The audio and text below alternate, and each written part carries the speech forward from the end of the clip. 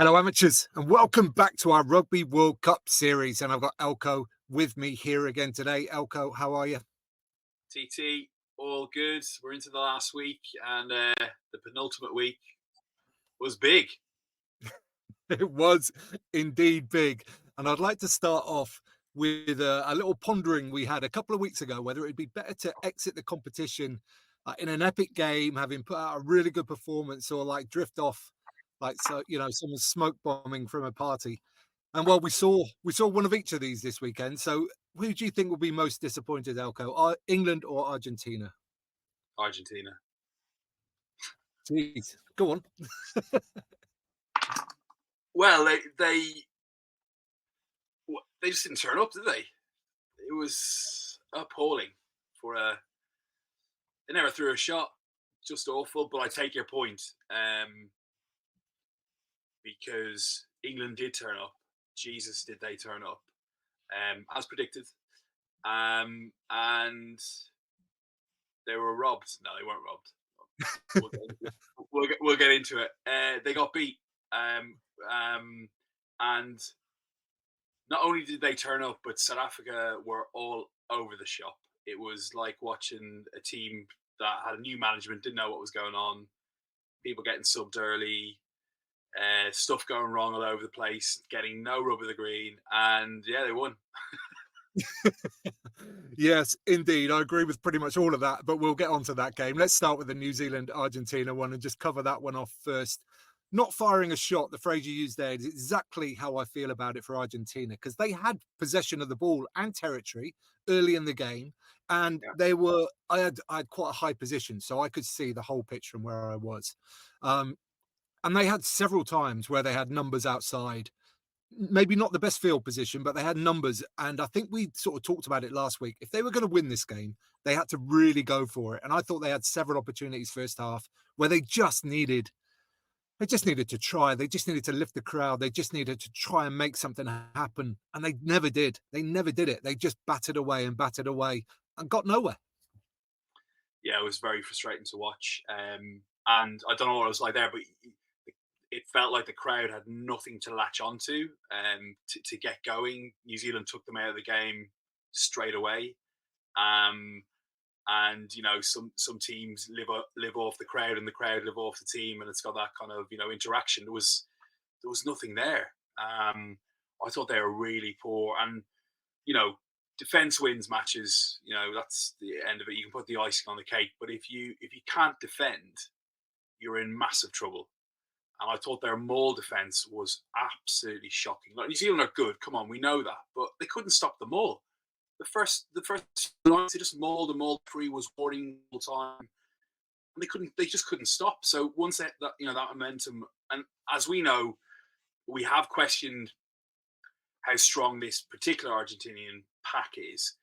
But come on, guys, that is their heart and soul, right? As much as they eat steak and beef, they also go and they take names in maul defense, in maul attack, in scrums, and they were awful, really, really poor. So without that base, they were going to struggle big time.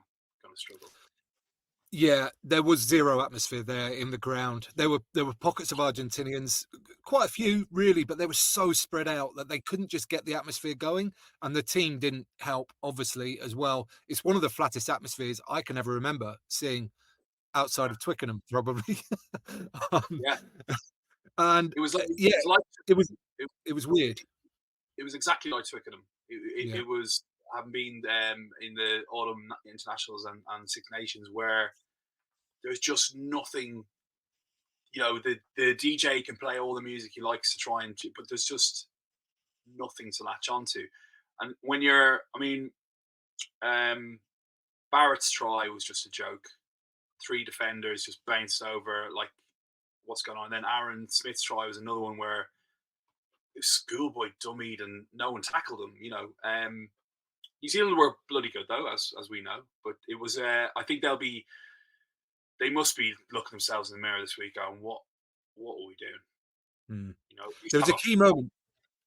There was a key moment, I think, literally just before half time. It was about the 38th minute. Argentina had the ball in New Zealand's territory and they had a knock-on advantage as well.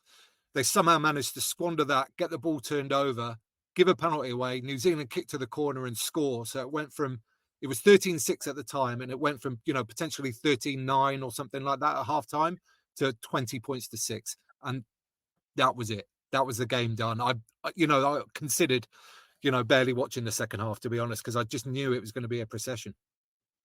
Yeah, it was disappointing. It was kind of Italy-esque, wasn't it? We were pretty hard on them, but they were playing New Zealand as well. They were just rattled. Maybe it's the arousal thing again. Maybe they were trying too hard, and then your timing's all off. But it looked poor. Checa must have been ripping things off the wall. Um, Really crazy though. We were talking about the stats on kicking. And I think Argentina was a crazy stat last week, had kicked 1,300 meters. This week they only kicked for 660, and New Zealand kicked for just over 1,000. It's like, what is going on? Yet they still pumped them. It was just unbelievable. What did you think of Will Jordan's try? You're gonna have to remind me. So it was a little intricate move off the back of a line out back inside, and then he kicks through. It looks like Yeah. he's for Barrett, and he kicks. It's just an absolute, nearly as good as the Fijians guy, the second row. But we'll always vote for a forward, right? But it was class. They looked sharp, didn't they? Yeah, they did. Just another point on the Argentina thing and them not firing a shot. I actually noticed during the quarterfinal that they were running a lot from the middle third and getting turned over. This was early against Wales in that quarterfinal. So I wonder if they spotted that in the post game and said, right, well, we can't be attacking from these positions. It's causing us damage, and therefore they didn't do it in the semi final as well. It's entirely possible. Yeah, yeah, and that's fine if you tackle, but if you don't tackle, then you're going to get absolutely minced. It was 73% tackle success. You might as well not turn up. It's just not good enough. If it's not over 80, you're going to lose the game. Yeah. Yeah, 100%. Congratulations, New Zealand. But this really was a walk in the park. And they are going to be, well, we'll talk about the final later, but, that won't have taken much out of them. I'm sure of that. Okay, let's go on to England versus South Africa. Now, one thing I want to pick up that happened before kickoff, which is just a bit of a disgrace as far as I'm concerned. There was, they announced the teams, all that kind of stuff, and there's some booing, there's some cheering, which I think is kind of fine. It's all a little bit pantomime, and some players are always going to have a better reputation than the others. But then when the referee was announced, the stadium almost to its completeness, like booed massively. I mean, really massively. And I just think that was kind of, well, no, it's massively out of order. And we need to support the referees, and I think it's obviously, we've said this many times before, it's an incredibly difficult job, and to hear that, it was it was wrong. It was really wrong. Yeah, well, I think you know how I feel about this. It's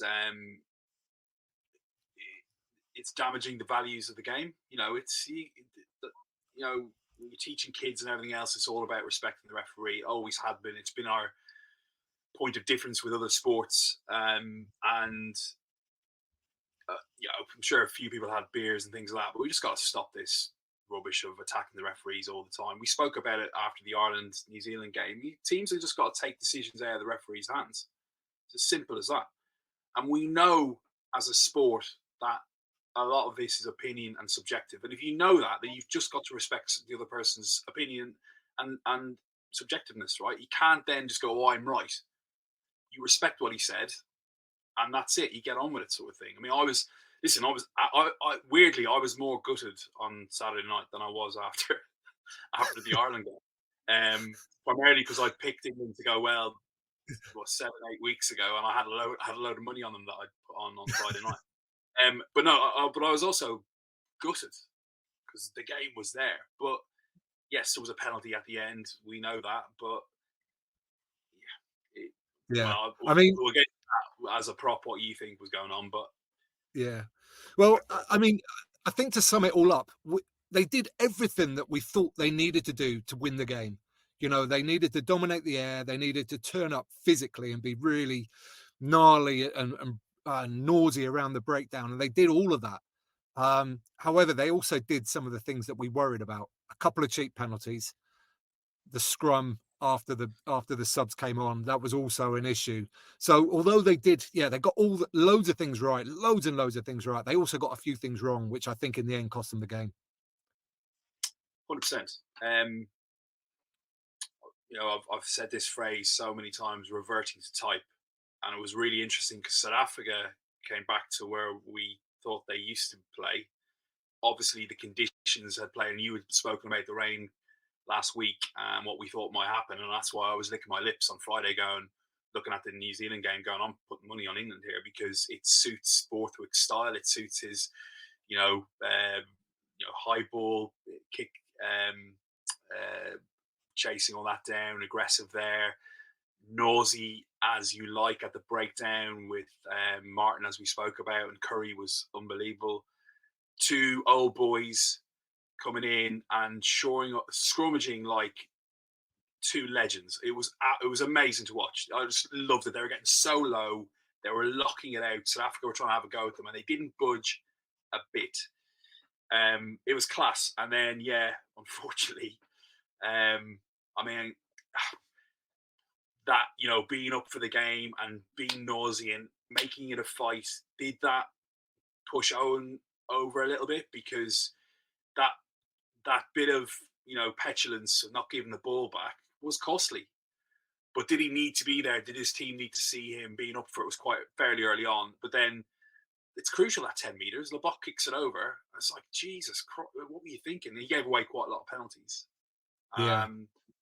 And unfortunately, you were there, obviously, weren't you, with Goldie? We were texting.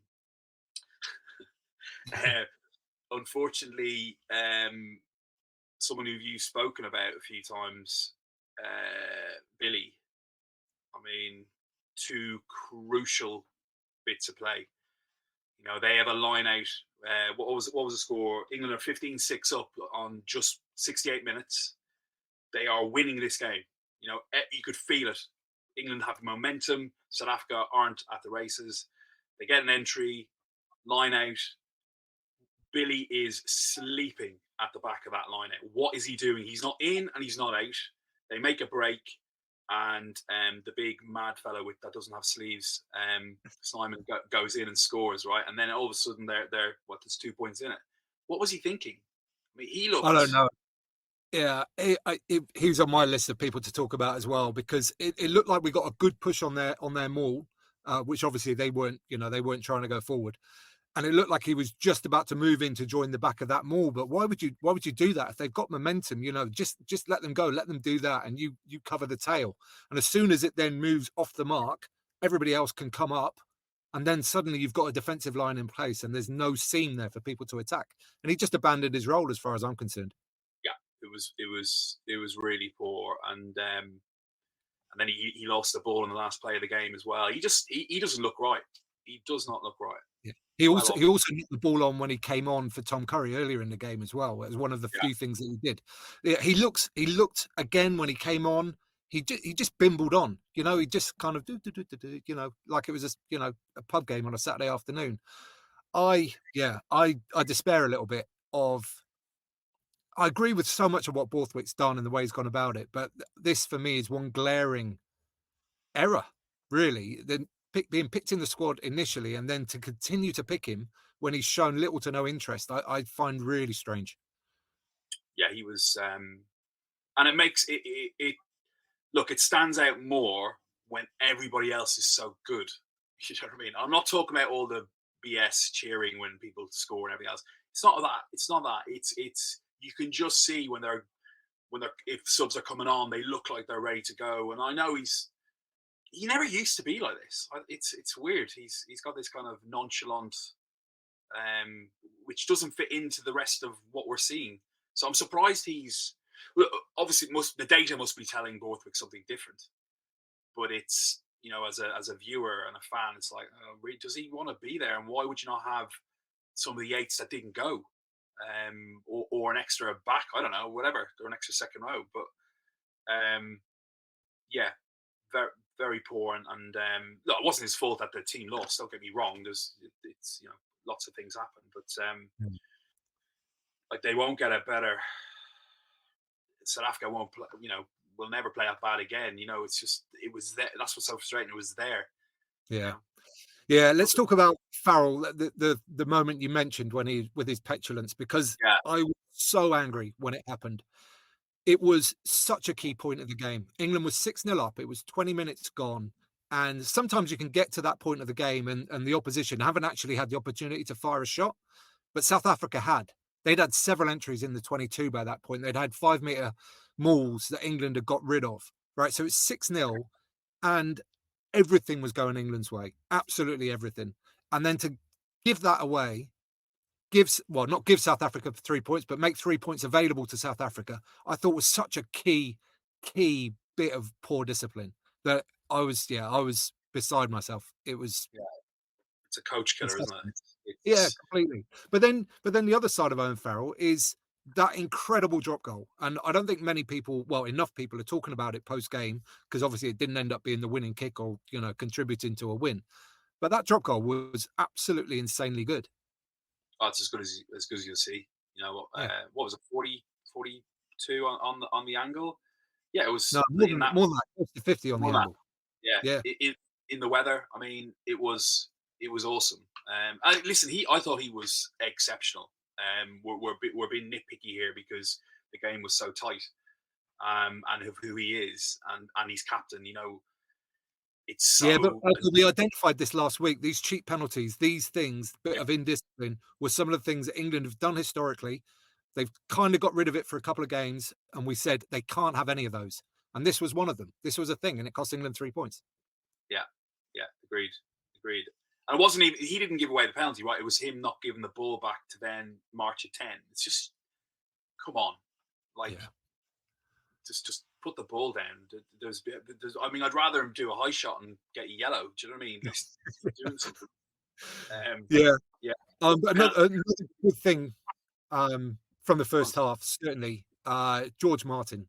You mentioned him in dispatches there. He was unbelievable. Like it was so apparent in the stadium that he was the man that all of this aggression, all of this bock bashing, this smashing people backwards and being disruptive, it seemed to be all revolving around him. And yeah, I thought he was outstanding. There's been loads of people whose opinions I really respect have spoken about him now for a good 18 months, maybe 2 years. And I haven't seen it. I haven't seen it consistently. Like there's been the odd moment and I think, oh, right, okay, that. But then I haven't seen it consistently. But on Saturday, fair play. It was a hell of a performance. He would have been my man of the match if England had gone on to win for sure.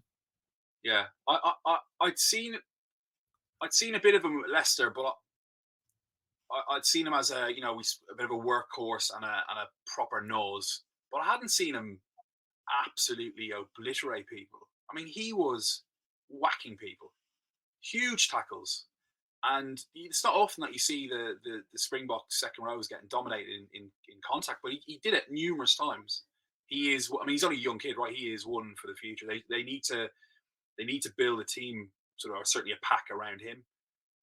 If Borthwick can unearth some more mutes like that, England are going to be very dangerous. He's a monster. And again, another guy who just gets on with it. Hmm. You know, he's not doing anything. He's not complaining. He's just getting on with the game and getting his head down. We need more of that. Yeah, just snarling at people, which is great. Now, we've spoken a lot about England. Let's talk a little bit about South Africa because they were, it's always a two-sided thing. One team plays well, puts the other off their game, all of that kind of stuff. But South Africa looked a little bit flat. They definitely looked rattled and they looked low energy as well. What do you think was happening there? Well, we said last week that we were surprised that Rassie hadn't rotated the squad.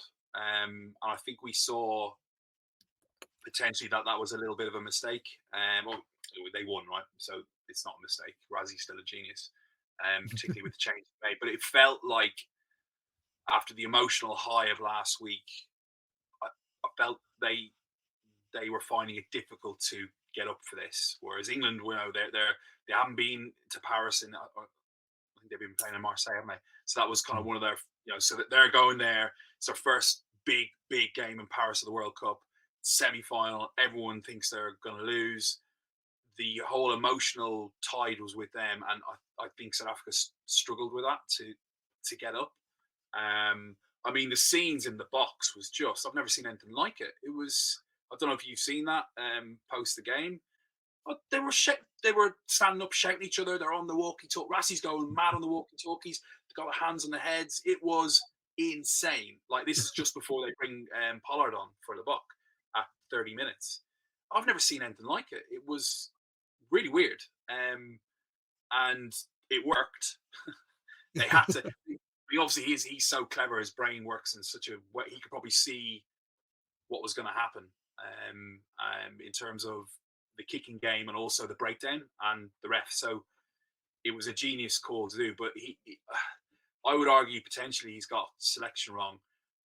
Next week then becomes very important because, as you said, how much did this take out of the Springboks? I would say a hell of a lot more than the Pumas did out of New Zealand. But I think we're going to see an interesting selection. But we'll get onto that later. Yeah, absolutely. So, I mean, the Pollard substitution was just the first one. He then went on to hoik off a lot of his top players very early. Khaleesi was next, along with Etzebeth as well. And then all the standard stuff after that. Well, Vermeulen as well went off very early. And it did shift the game. Like, the energy changed when that happened. I was sat next to a really sort of a genial South African next to me. We chatted throughout the game and, very good chats about what was going on. And he was worried the entire time, obviously, as you would be. And he couldn't quite put his finger on, why all these subs are happening, why Khaleesi has been taken off early so often, all this kind of stuff. But it definitely worked. It definitely helped. That's for sure. Yeah, 100%. Like the ones that made the most sense to me on a strategic point of view, without having Rassie's genius, is obviously bringing on a 9 in Faf, who's been there, done it, knows the England players inside out, and then you bring on Leroux as well. Again, has played in England, knows the boys inside out, and strategically, I could see what he was doing to shore that up and bring experienced heads on, and playing the right parts of the field and take marks and do scrums with Leroux. But yeah, the other stuff is he just obviously goes back to our conversation around battle stats. Is he knows the guys, they must be getting readouts as well and seeing what the current players are doing and can see that they're down on it, and let's make a change now, knowing that they'll last the whole game, sort of thing. In terms of some of the back row substitutions, and then obviously the big ones were the front row, right? Which was, I mean, that's what changed the game ultimately. You had 2 fresh props for England coming on, who are power players against 2 big scrummagers, and I wonder, it's so easy to say, but what would have happened if Borthwick had done it the other way around? You play Sinclair and Genge for 30, and then you do what Rassie does on. You bring the other boys on to play 50 minutes, 10 minutes of the first half, and the rest. We'll never ever know. I don't think we got the ball. No, but just to reiterate what you said about Marlow and Cole, along with Genge, along with George, obviously, like, they scrummed so well. That scrum didn't move an inch in the first half. It was just rock solid. And as you well know that sometimes, it looks like nothing's happening, but everybody put in every fibre of effort in their body to make sure that thing doesn't move an inch. So it was outstanding from those two, and I was really sort of proud of them, I guess. Yeah. And I think Genge versus Koch is actually a fairly even contest. I don't think there's much difference between them. It was on the other side, I think, where Unche is one of the very best in the world against Sinclair, who we've known he's not really been doing it. Certainly in the tight department for quite some time now, and that was where probably the game was lost. Yeah, I agree. They went after him, and it's again, talking about being proud of Marlow and Cole. I mean, considering what happened in the final, I mean, it's such a turnaround for them to do that. And I think that would have shocked the South Africans. I think they would have thought they were going to really, and you could see that's what was happening. And the height of the scrum was just glorious to watch. You could see, as you could see them prep. South Africa were prepping and England were just dipping and going, "No, we can do this," and just going a little bit lower and just locking it out. It was really beautiful to watch as a purist. Yeah, I agree with you about Sinclair. I don't, as much of an awesome player as he is in the loose, and that's a bit of a worry for England going forward. I think, post World Cup, they need to, unless Coley can get to another one. Which, I don't know what else he's going to do. Maybe he's, but yeah, that's a bit of a worry, I think. Yeah, What I were mean, sorry, one Tino, I thing was to going to say, ask. yeah, Oh, go sorry, on. we keep each other. No, I was just, before we forget, I have it ringed here because me and Goldie were texting each other again about Jimmy George's throw. I had a nightmare that, like, after the game, I woke up in the middle of the night imagining it was me. I haven't seen that in all that Brill cream. Maybe I don't know what's going on, but it didn't even go forward. It was weird. Yeah, it was the strangest line-out throw I think I've ever seen, and I've played at some very low levels of rugby where people, throw it into the back of people's heads and stuff like that. It just went straight up and down or just to the left a little bit, didn't it? It was, I don't know. I can't even explain it. I thought maybe he clipped the back of his head on the way through, but I've watched the replay of it and I don't think he did. It was so wet. He must Yeah, have just gripped extra hard. I think, judging from what the players were doing, he was trying to throw it to the midfield. Like a lot, I think Tuilagi was coming up. So he was right. giving it some. So I mean, it's not an excuse, obviously, but he was going for a long throw, I believe. But yeah, I mean, hilarious in other circumstances. Yeah, I mean, as a hooker, I found it both funny and absolutely terrifying. But look, he was class again. He is of so much time for that kid. He's so good. He's been around forever, and he's still probably can get to another World Cup potentially if they look after him. And that was his second 80 in 2 weeks. So he's clearly crucial to the team and played exceptionally well. Even though I'm taking the piss out of his throwing, but anyway. I'm sure he would accept all that piss taking without any doubt. It's there to be done. Right. Okay. I think we need to talk about the final scrum now. And I'd like to kick off by saying that, I mean, it's so hard to get a consistent opinion on what's happened with scrums. Just an example, you've got two old mates, Duncan Bell and David Flatman, played together for Bath for many years. David Flatman thinks it was the penalty was correct. And I think Duncan Bell said something like along the lines of, if I was tighted in that scrum, I'd have felt like I got away with one. So you've got two players there who both played at the top level who somewhat disagree. So what the poor referees have got to deal with is just, I mean, it's impossible. And, I've watched this scrum a good number of times now, and I think there's so much going on that it's just so difficult. And he was under pressure because it had been reset twice already. You know, for me, it was, and it's always a percentage call. Like it's very rarely 100% that guy's fault, 0% that guy's fault. It's often 2, 3, or 4 people that have done something potentially wrong, which has made the scrum skew or somebody goes down or whatever. So he's got to try and decipher all of that as well. Yeah, I thought it was a real tight one. Is the crux of how I feel about it. I thought it was a real close decision. Yeah, I mean, as fans, I guess all we want is consistency, and that's the problem because we're the referee is human, and he's dealing with 6 humans that are messing about often, right? And you kind of want, I guess, he was consistent in terms he was penalising people. I mean, I'm thinking, would Wayne Barnes have reset that, or some of the other referees, just because it's so crucial? Would you not just reset it? Yes, Genge slipped, but he didn't. He didn't. Sorry, Genge took a knee, but he didn't take a knee because he was under pressure and was cheating. He took a knee because there was a slight mistime. Whatever happened, he lost his balance, and then he's used. I think the referee's seen that and then seen him go on a slight little angle, but you and I both know that the tie head there is going to go right. He's messed up there. I can feel him go in. I'm going to take him in because I know that looks like what's happened. Now I do think there was an angle. I think on the the sort of thought process is I think it was a penalty to South Africa. Um, but we'll never ever know because it's such dark arts, and so and you and I both know there's stuff going on all the time where soft hits will all go one way like New Zealand did with Ireland often.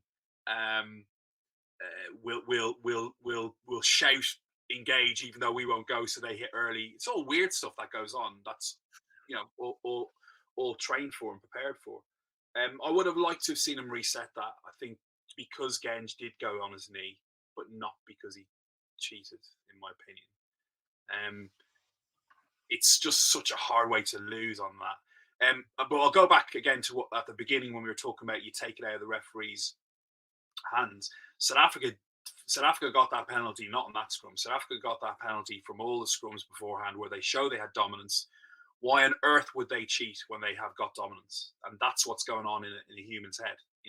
In that split second, he's thinking, well, they wouldn't. Why would they bother cheating when they're winning the ball so easy? Well, they would cheat because they're thinking you're thinking that. Do you know what I mean? So there's all these things going on, which is so complex. I don't think the referees get enough support in terms of having someone like David Flatman, some of the other really good, knowledgeable guys, Corbs, helping them and doing more workshops with them. And maybe they are. I don't know. I don't think they're getting as much probably. Go and analyze the scrums, get them to scrum. I'd love to see Wayne Barnes go up against the That'd be great. Get them to really understand a little bit more because there is definitely what's the French guy's name? Referee Reynal, Mathieu he, Reynal.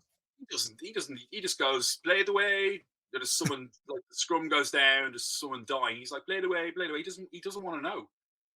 So maybe that's the way forward for World Rugby. But then there'll probably be injury scares and things like that. Sorry, I digress. It was horrible to see. It was a punch in the guts. You just knew as soon as the penalty was given, you saw the celebrations, and you knew Pollard was going to whack it. And I feel for the England boys, I really do. Yeah, just my sort of final word on the scrum, I guess. I think Genge got actually initially, if you watch it, both those props, Clark and Genge, are in awful positions when the referee shouts engage or hit rather nowadays. They've both got their outside leg basically straight, which is awful. Like they were so unstable that something was always going to go wrong with that scrum, I think. I think Genge then got further extended because because of that, he was a little bit soft on the hip and his hips went up, and shoulders down, which meant Genge went in and got overextended. That being said, his left knee did touch the ground twice actually, and there's if you look beyond it, there's another knee that goes down as well. I'm not sure whether it's Genge's right knee or one of George's knees, but another knee goes down in the middle of the scrum too. So it's very hard by the letter of the law, certainly, to say that it shouldn't have been a penalty. Is kind of how I feel about it. But I also think that Koch probably got away with one as well. They're so close, these decisions. I think that one in particular.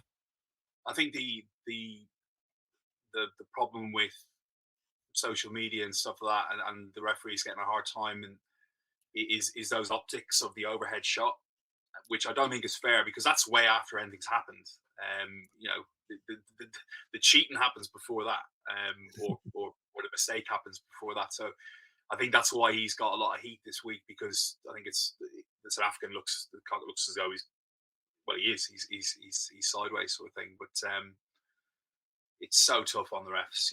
It's a split second decision. But as I said, you've got to have dominance or at least parity, and so that stuff isn't going on in their heads because they'll choose the dominant pack 9 times out of 10. Yeah, absolutely. And just echo your thoughts about how gutting it was. I mean, it was, building up through the first half from a period of time when you're thinking, oh, England are doing this. They're doing exactly what we thought they needed to do to win. And then they kept doing it and they kept getting like little breaks as well every now and again. They got the bounce of the ball, a couple of decisions and stuff like that went their way too. And then to get it snatched away so close to the end was just, gut-wrenching, absolutely gut-wrenching. There were South Africans around me laughing and crying at the same time. They kind of didn't really know how to react because they, the guys around me, they all thought they were out of it. They really didn't think they stood a chance. With 15 minutes to go, they thought it was done. So it was very bizarre at the final whistle, that's for sure. Yeah, I listened to Bobby Skinstad on one of the other pods, and he was sort of just coming fresh off commentating for BBC, and he just said we fluked our way into that. We were hanging on, and we've slipped in. I think was the sort of thing, and they did. It was England lost, unfortunately. They were just pipped, even though it felt a bit like when Ireland played them a few weeks ago. The way I felt as an Ireland fan, I was like, we've got this. That feeling, it's going to happen, it's going to go. And then next thing, wham, bam, in 7-8 minutes, it was ripped out of their grasp. But South Africa are champions for a reason and will be very tough to beat. 100%. Congratulations to South Africa. Really stuck in the fight, even though, as we've just described, everything was going wrong for them, really, in lots and lots of ways. So they stuck at it. They stuck together. They kept to their guns and got the points in the end. And deservedly through to the final as a result. Okay, that's us. That's what we think. But what do you think at home? Any questions? Stick them in the comments down below. Did we get stuff right? Did we get stuff wrong? Is there anything big that we haven't discussed that you think was really, really pivotal to this game? And give the video a thumbs up while you're down there. And don't forget to subscribe as we move on to discuss the final in the next episode. So, Elko, thank you so much. Cheers, TT. Stay dry over there. And to you at home, get out and play.